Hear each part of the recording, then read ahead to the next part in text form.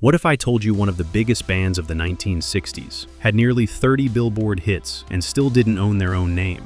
It sounds impossible, but it happened. And it gets crazier. Because the songs you heard on the radio weren't always played by the band you saw on stage. The voices were real, the emotion was real, but the machine behind it was something else entirely. This is the story of the Grassroots. It begins in 1965, when American music was changing fast. The British invasion had already shaken the industry. Bands like the Beatles and the Rolling Stones were dominating charts across the country. But right behind them, another sound was rising: folk rock. It was softer, more emotional, built on acoustic guitars and tight harmonies. Groups like the Byrds and the Mamas and the Papas were leading the way. Their songs felt personal, but they also sold millions. Labels noticed, producers paid attention, and one producer saw an opportunity. His name was Lou Adler. Adler didn't want to chase the trend. He wanted to build something that could ride it perfectly. Instead of searching for a band, he decided to create one. But not in the usual way. He went to two songwriters he trusted, P.F. Sloan and Steve Barry, and gave them a clear goal. Write songs that sound like they belong on the radio right now. Make them feel real. Make people believe. They recorded a demo under a brand new name, The Grassroots. The name sounded honest. It suggested something organic, something built from the ground up.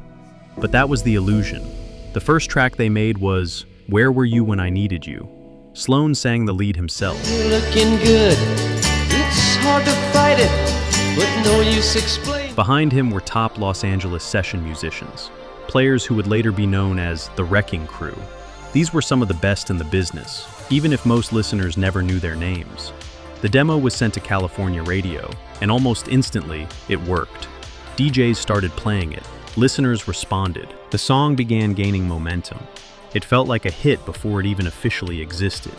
There was just one problem. There was no band.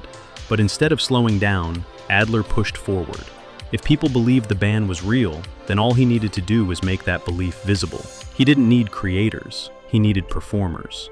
So he went looking. He found a group in San Francisco called the Bedouins. They were already playing together, already chasing a break. Adler gave them one. Join the project. Become the Grassroots. Perform the song that was already getting attention. They agreed. The band recorded a new version of Where Were You When I Needed You, adding their own lead vocal over the existing track. Where were you when I needed you? It wasn't fully theirs, but it was close enough. The song climbed to number 28 on the Billboard Hot 100 in 1966.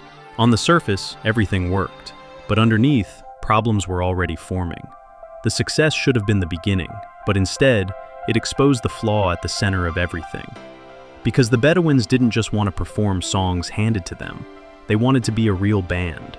They wanted to write, record, and shape their own sound. That's what bands do. The label saw it differently. To them, the Grassroots wasn't a band. It was a system, a formula that worked. And formulas don't need opinions. So when the group pushed for creative control, the response was immediate. The label moved on without them. Just like that, they were gone. But the name stayed.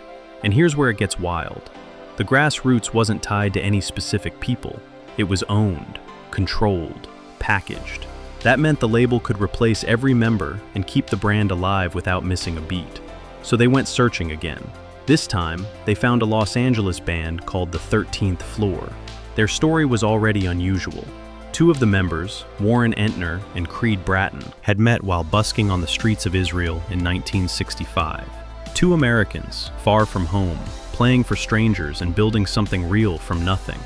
When they returned to Los Angeles, they formed a band and started playing clubs along the Sunset Strip. It wasn't glamorous, but it was honest, and it was theirs. Then the offer came. They could keep their name and struggle for attention, or they could step into the Grassroots, a name that already had radio play, recognition, and momentum. They chose the name, and with that decision, everything changed. But wait, this next part changes everything. There was still one problem. The band needed a bass player. Their original bassist had been drafted into the Army, and they needed a replacement fast. That's when Rob Grill entered the picture. Grill wasn't even a bass player at the time. He was a guitarist working in Hollywood studios. But he wanted in, so he learned bass specifically to join the group. And that decision would define the band's future. Because Rob Grill wasn't just another member. His voice stood out immediately. It was warm, slightly rough, and full of soul. In a world of polished pop, it sounded real, and that mattered. Around him, the machinery was still in place. The producers, the writers, the session players. The system hadn't changed. But now, there was a voice that could carry it. In the spring of 1967, everything came together. The Grassroots released Let's Live for Today. The song had started somewhere else.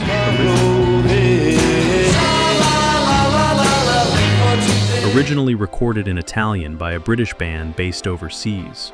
But it was reworked, reshaped, and rebuilt for the American audience. And when it hit the radio, it didn't just fit the moment, it defined it. The timing couldn't have been more perfect. The Vietnam War was escalating. Young men were being drafted. The future felt uncertain, even frightening. And here was a song telling them to focus on right now. Live for Today. It connected instantly. The track climbed to number 8 on the Billboard Hot 100. 1, 2, 3, 4. It sold over 2 million copies. It became the band's first gold record. From the outside, it looked like a breakthrough. But what if I told you the band you saw performing it didn't actually play most of what you were hearing? Because the truth behind Let's Live for Today wasn't obvious to anyone listening. On television, you saw a band. You saw Rob Grill singing. You saw guitars, drums, a tight group performing with confidence. It looked real. It felt real. But in the studio, most of the track had already been built by session musicians. The Wrecking Crew. These were elite players in Los Angeles. They worked fast, played perfectly, and could turn a rough idea into a finished hit in hours. They were behind countless songs in the 1960s, and now, they were behind the Grassroots. The band became the face, the crew built the sound. And for a while, nobody questioned it, because the hits kept coming. But wait, this next part changes everything. By 1968, the system was running at full speed. The Grassroots weren't just a band anymore, they were a hit machine. That year, they released Midnight Confessions. The song had already existed in another form. It was written for a different group.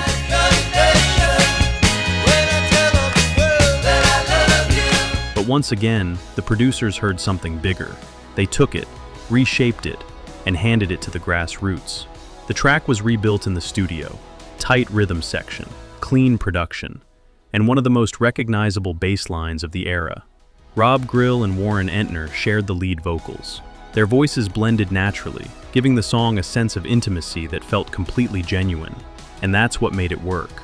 Because even though the process behind it was controlled, the emotion coming through the speakers didn't feel fake. The song climbed to number 5 on the Billboard Hot 100. It became their biggest hit yet. And from that point on, they were everywhere. Songs like I'd Wait a Million Years, Sooner or Later, Temptation Eyes, and Two Divided by Love followed. One after another, they climbed the charts.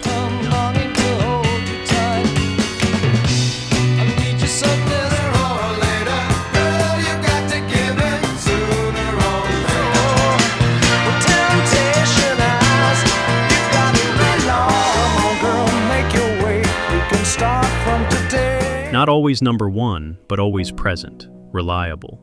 Between 1967 and 1972, the Grassroots stayed on the Billboard charts for over 300 consecutive weeks.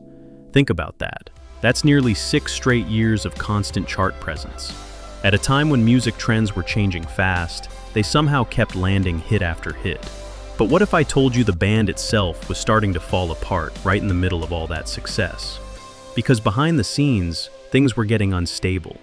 The lineup kept shifting, members came and went, and one moment in particular showed just how fragile everything really was.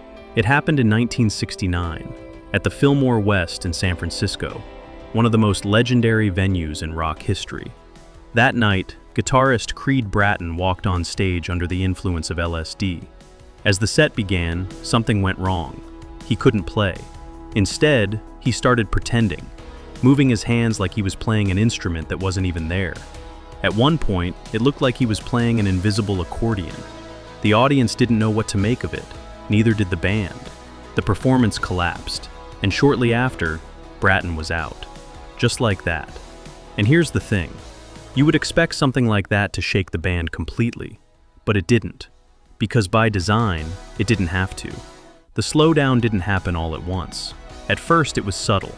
The songs were still coming out, the band was still touring, the name still carried weight, but the hits weren't hitting the same way anymore. Chart positions slipped. What used to land comfortably in the top 10 started peaking lower, then lower again, and eventually, not at all. But wait, this next part changes everything. Because the real issue wasn't just changing trends, it was dependency. For years, the Grassroots had relied on a very specific system. Lou Adler's production, Steve Barry's direction, the Wrecking Crew in the studio, a machine designed to produce hits with precision. Now that system was fading. Adler stepped back, the industry shifted, and without that structure, the band was left exposed. They tried to keep going. In 1972, they released a compilation called A Lot of Mileage. The title almost felt like a quiet admission, like even they knew they were running on past success instead of new momentum. The album didn't produce a major hit, and that streak, the one that had lasted over 300 weeks on the charts, was officially over. But what if I told you the band still wasn't finished? Because they weren't ready to let go. In 1974, they left their label and tried to start fresh. A new chapter, more control, a chance to rebuild on their own terms. But without the old machine behind them, things were different. There was no guaranteed radio push, no built-in system feeding them songs, no invisible team making everything sound perfect before it reached the public. Now it was just them, and the difference showed. Their final Hot 100 entry of that era came in 1975 with Mamacita, which peaked at number 71. Not a failure, but not the Grassroots people remembered. And just like that, the chart presence stopped. No dramatic breakup, no explosive ending, just silence. And that might be the strangest part of their story, because bands usually fall apart loudly. Egos clash, headlines explode, stories leak out. The Grassroots didn't collapse like that. They faded, slowly, quietly, almost like the system that built them had simply moved on to something else. But here's where it gets interesting again, because one person didn't move on, Rob Grill. He had been there through everything, the rise, the hits, the lineup changes, the decline. He was the constant, and unlike the system, he still believed in the music. So instead of walking away, he stayed close to it. He worked behind the scenes, learned the business side, watched how everything had been controlled for years. And then, he made a move, a quiet one, but one that changed everything. Because somehow, some way, Rob Grill secured the rights to the name, the Grassroots. The same name that had been created in a boardroom, the same name that had replaced musicians like parts in a machine, now belonged to an actual musician. For the first time in the band's history, the artist was in control, and that changed the story in a way nobody expected. Because once Rob Grill had control of the name, the Grassroots stopped being a product and started becoming something real again. Not in the way it began, but in a way that finally made sense. He relaunched the group in the early 1980s, often billing it as the Grassroots starring Rob Grill. It wasn't flashy, it wasn't trying to compete with new trends. It was something simpler. It was about the songs. And here's where it gets wild. Nearly a decade had passed since their last major hit. The charts had moved on. New genres had taken over. Entirely new audiences had grown up. By every industry rule, the Grassroots should have been forgotten. But they weren't.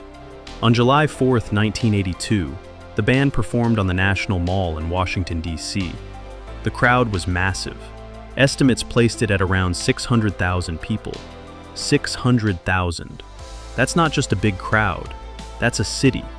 And they weren't there for a new hit. They were there for the songs. Let's Live for Today, Midnight Confessions, Sooner or Later. Songs that had outlived the system that created them.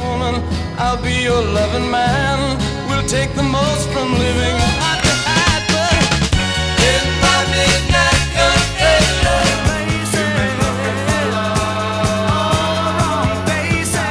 Think about that. The producers were gone. The original structure was gone. The industry had completely changed. But the music stayed. And people still showed up. Because at the end of the day, That's what mattered. Not who owned the publishing, not who played which instrument in the studio, not who got replaced behind the scenes. What mattered was how those songs made people feel, and Rob Grill understood that. He kept touring, year after year, playing shows across the country, sometimes dozens every year. Not because it was easy, but because the demand was still there. People wanted to hear those songs live, and he kept delivering, even when it got harder, because behind the scenes, he was dealing with something most fans never saw, a degenerative bone condition that caused constant pain. But he kept going, stage after stage, song after song, until he couldn't anymore. Rob Grill passed away on July 11th, 2011. But the story didn't end there, because the name stayed protected under his estate, and the version of the band he shaped could continue performing, not as a product, but as a legacy. And when you look back at everything, the story doesn't make sense at first. A band that didn't play on many of their own records, a name they didn't own for most of their career, a system that treated them as replaceable. By every normal standard, that shouldn't last, but it did, because something about the music cut through all of that. It connected, and that connection outlived everything else. And in the end, that's what makes this story so strange, because by every normal measure, the Grassroots shouldn't have lasted. They didn't build themselves from the ground up. They didn't control their biggest songs. For years, they didn't even own their own name. The system around them made the decisions, built the sound, and replaced the people when it needed to. But what if I told you none of that mattered? Because when those songs played, people didn't hear a system, they heard a feeling. Let's Live for Today wasn't just a hit, it was a moment. Midnight Confessions wasn't just a track, it was a memory. These songs became part of people's lives, tied to real moments they never forgot. And that's something no machine can fully control. The industry moved on, trends changed. The machine that built the Grassroots disappeared, but the music stayed. And when hundreds of thousands of people stood on the National Mall years later, singing those same songs back, it proved something simple. You don't have to own the machine to own the moment. The Grassroots never controlled the system, but they outlasted it. And in the end, that's the only thing anyone remembers.